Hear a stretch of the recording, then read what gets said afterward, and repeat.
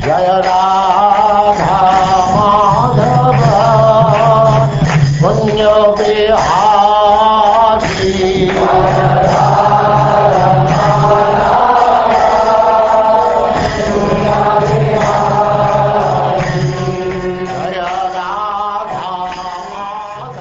And now chapter 23, the Brahmin's wives blessed.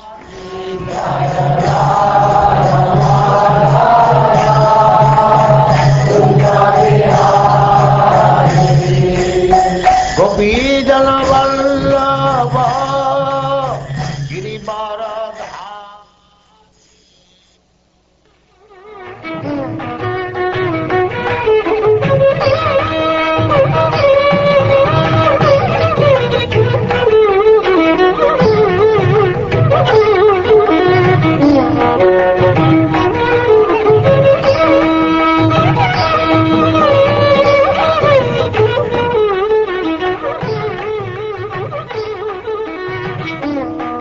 The cowherd boys said, O Ram, Ram, mighty armed one, O Krishna, chastiser of the wicked, we are being harassed by hunger, and you should do something about it.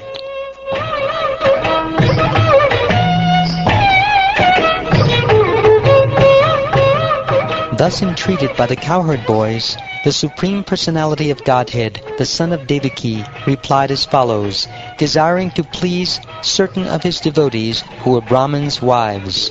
He said, Please go to the sacrificial arena where a group of Brahmins, learned in the Vedic injunctions, are now performing the Angiras sacrifice to gain promotion to heaven. When you go there, my dear cowherd boys, simply request some food.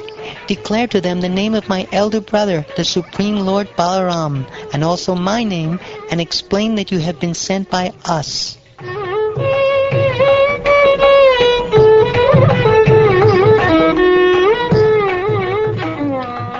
Thus instructed by the Supreme Personality of Godhead, the cowherd boys went there and submitted their request.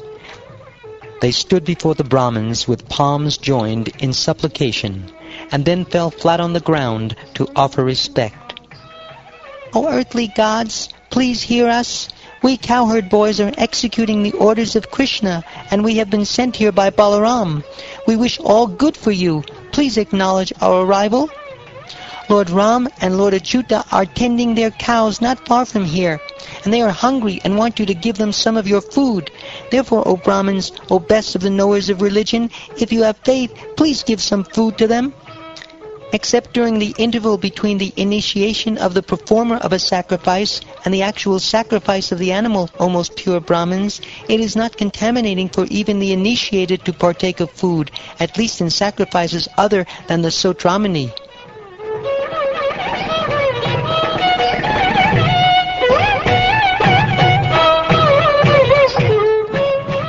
The Brahmins heard this supplication from the Supreme Personality of Godhead, yet they refused to pay heed. Indeed, they were full of petty desires and entangled in elaborate rituals. Though presuming themselves advanced in Vedic learning, they were actually inexperienced fools.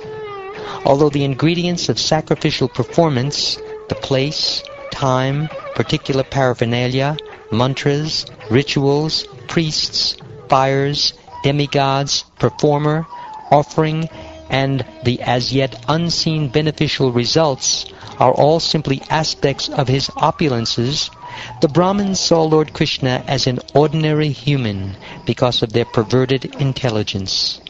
They failed to recognize that he is the supreme absolute truth, the directly manifest personality of Godhead, whom the material senses cannot ordinarily perceive. Thus, bewildered by their false identification with the mortal body, they did not show him proper respect. When the Brahmins failed to reply even with a simple yes or no, O chastiser of the enemy, King Pariksit, the cowherd boys returned disappointed to Krishna and Ram, and reported this to them. Hearing what had happened, the Supreme Personality of Godhead, the Lord of the universe, simply laughed. Then he again addressed the cowherd boys, showing them the way men act in this world. He said, Tell the wives of the Brahmins that I have come here with Lord Sankarshan. They will certainly give you all the food you want, for they are most affectionate toward me, and indeed, with their intelligence, reside in me alone.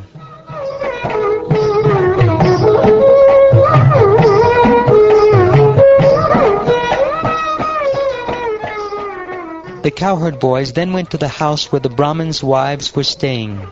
There the boys saw those chaste ladies sitting, nicely decorated with fine ornaments. Bowing down to the Brahmin ladies, the boys addressed them in all humility. Obeisances unto you, O wives of the learned Brahmins. Kindly hear our words. We have been sent here by Lord Krishna, who is passing by not far from here. He has come a long way with the cowherd boys and Lord Balaram tending the cows. Now he is hungry, so some food should be given for him and his companions.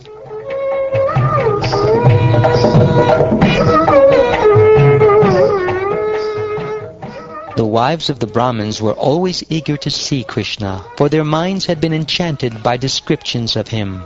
Thus, as soon as they heard that he had come, they became very excited. Taking along in large vessels the 4 kinds of foods, full of fine tastes and aromas, all the ladies went forth to meet their beloved, just as rivers flowed toward the sea. Although their husbands, brothers, sons, and other relatives tried to forbid them from going, their hope of seeing Krishna, cultivated by extensive hearing of his transcendental qualities, won out. Along the river Yamuna, within a garden decorated with buds of ashok trees, they caught sight of him strolling along in the company of the cowherd boys and his elder brother Balaram. His complexion was dark blue and his garment golden. Wearing a peacock feather, colored minerals, sprigs of flower buds, and a garland of forest flowers and leaves, he was dressed just like a dramatic dancer. He rested one hand upon the shoulder of a friend, and with the other twirled a lotus. Lilies graced his ears, his hair hung down over his cheeks, and his lotus-like face was smiling. O ruler of men, for a long time those Brahmin ladies had heard about Krishna, their beloved, and his glories had become the constant ornaments of their ears. Indeed, their minds were always absorbed in him. Through the apertures of their eyes, they now forced him to enter within their hearts, and then they embraced him within for a long time. In this way they finally gave up the pain of separation from him, just as sages give up the anxiety of false ego by embracing their innermost consciousness. Lord Krishna, who witnesses the thoughts of all creatures, understood how those ladies had abandoned all worldly hopes and come there simply to see him. Thus he addressed them as follows, with a smile upon his face. Welcome, O most fortunate ladies. Please sit down and make yourself comfortable. What can I do for you? That you have come here to see me is most appropriate. Certainly expert personalities who can see their true interest render unmotivated and uninterrupted devotional service directly unto me, for I am most dear to the soul. It is only by contact with the self that one's vital breath, intelligence, mind, friends, body, wife, children, wealth, and so on are dear. Therefore, what object can possibly be more dear than one's own self? You should thus return to the sacrificial arena because your husbands, the learned Brahmins, are householders and need your assistance to finish their respective sacrifices. O Almighty One, please do not speak such cruel words.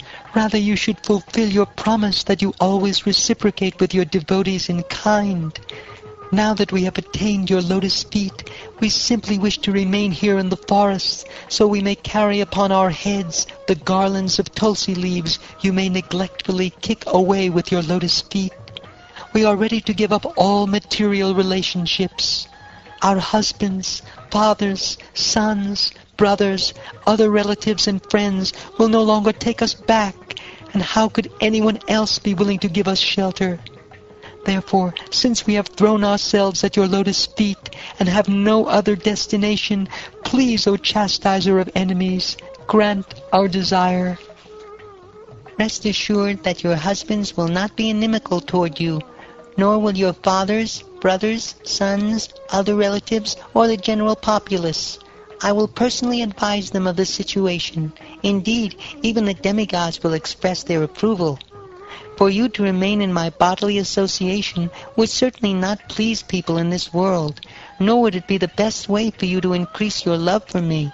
Rather, you should fix your minds on me, and very soon you will achieve me.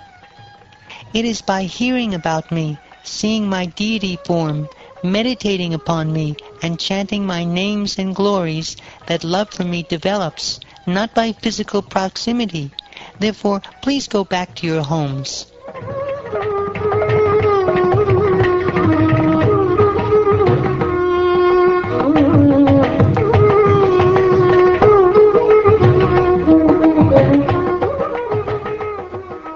Thus instructed, the wives of the Brahmins returned to the place of sacrifice. The Brahmins did not find any fault with their wives, and together with them they finished the sacrifice. One of the ladies had been forcibly kept back by her husband. When she heard the others describe the Supreme Lord Krishna, she embraced him within her heart and gave up her material body, the basis of bondage to material activity. Govinda, the Supreme Personality of Godhead, fed the cowherd boys with that food of 4 varieties. Then the all-powerful Lord himself partook of the preparations.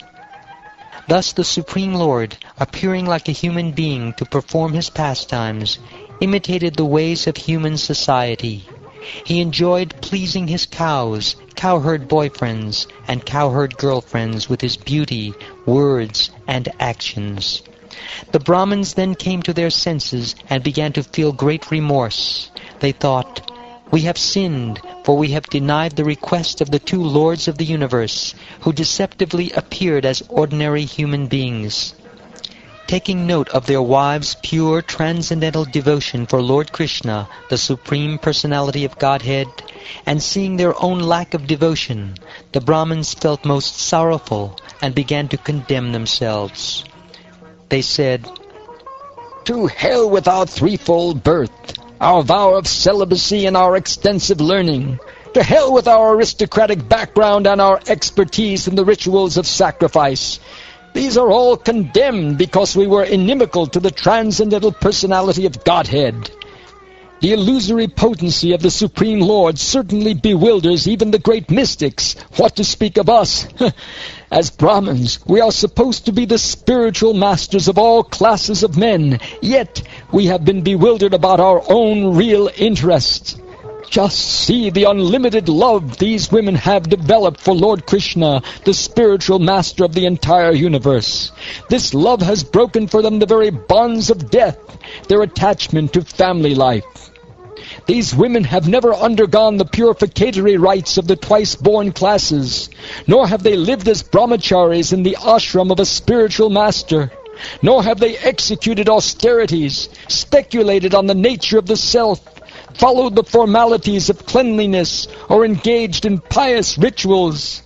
Nevertheless, they have firm devotion for Lord Krishna, whose glories are chanted by the exalted hymns of the Vedas, and who is the supreme master of all masters of mystic power. We, on the other hand, have no such devotion for the Lord, although we have executed all these processes. Indeed, infatuated as we are with our household affairs, we have deviated completely from the real aim of our life. But now just see how the Lord, through the words of these simple cowherd boys, has reminded us of the ultimate destination of all true transcendentalists. Otherwise, why would the Supreme Controller, whose every desire is already fulfilled, and who is the master of liberation and all other transcendental benedictions, enact this pretense with us, who are always to be controlled by him? Hoping for the touch of his lotus feet, the goddess of fortune perpetually worships him alone, leaving aside all others and renouncing her pride and fickleness. That he begs is certainly astonishing to everyone. All the aspects of sacrifice, the auspicious place and time, the various items of paraphernalia, the Vedic hymns, the prescribed rituals, the priests and sacrificial fires, the demigods, the patron of the sacrifice, the sacrificial offering, and the pious results obtained. All are simply manifestations of his opulences.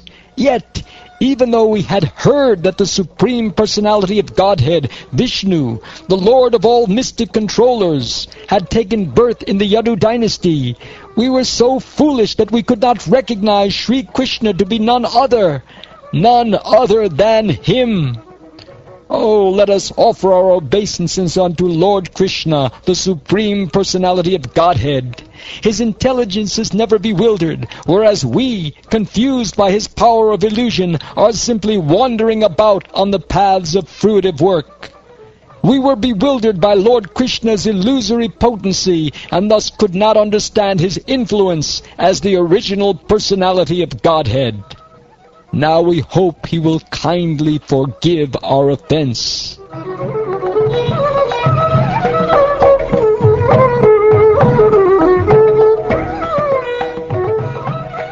Thus, reflecting on the sin they had committed by neglecting Lord Krishna, they became very eager to see him. But being afraid of King Kamsa, they did not dare go to Vraja.